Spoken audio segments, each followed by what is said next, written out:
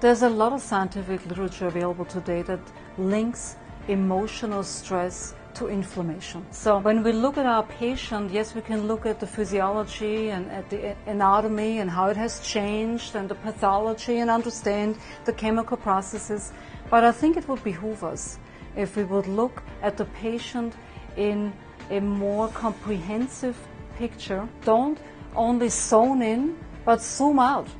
We've got to zoom out and see a bigger perspective of what drives our patient, and let the patient talk and tap into the emotional side. What stressful life situations has the patient been through to arrive today at a diagnosis of fibromyalgia? It is my firm belief that it is the emotions, unresolved emotional trauma and shock, that cause the physiology to change. Energy medicine is nothing new. It has been around for thousands of years, and in different cultures. You have Ayurvedic medicine, you have traditional Chinese medicine, and you look at homeopathy that Hahnemann invented in Germany over 150 years ago. That's homeopathic remedies that are a form of energy again. But energy medicine is something that every physician and scientist in a clinical environment uses today on a daily basis. They may not call it energy medicine, but can you imagine a hospital today without an EKG, EEG, an ultrasound, or an MRI device? Well, that's all measuring the energy, the electrical output of the brain, of the heart, or with an MRI and taking a picture of an obstruction and using pulsating electromagnetic fields. Acupuncture, if you take that for example, is a form of energy medicine and has been around for thousands of years.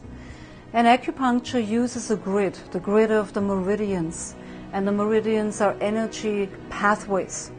And when a trained traditional Chinese medicine doctor, for example, would look at their patient and there would be neck pain, they would know where to place an acupuncture needle in either a meridian point or in an acupuncture point to redistribute energy and to redistribute the flow of fluid.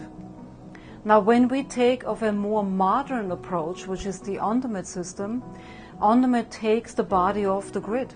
We do not need meridians and acupuncture points to stimulate the body to relieve tension, to relieve inflammation, and to relieve pain. And what Ondomet does is we are sending vector-driven focused fields, pulsating fields, into the patient's body while feeling the patient's radial pulse, so stimulating the system, and then we are receiving the feedback.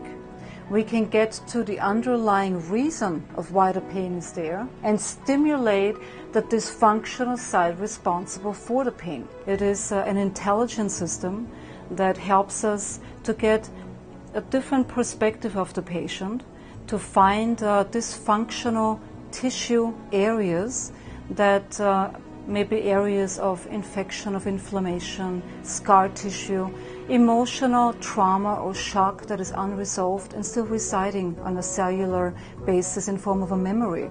It all boils down to an area in the body that is inflamed, that while we know the white blood cell count is up, we don't know where the inflammation is sitting, and the Ondomet reveals that information with the help of the patient. Ondomet can be the centerpiece of a medical practice, or it can be an adjunct. We're stimulating immune functions, we're stimulating lymphatic flow, we're helping the body to detoxify, is essential for nutrients and bioidentical hormones and pharmaceuticals, etc., to actually get to the cell and be assimilated in the way that we wish. So we can accelerate the healing process of a patient when adding Ondomet to existing treatment modalities.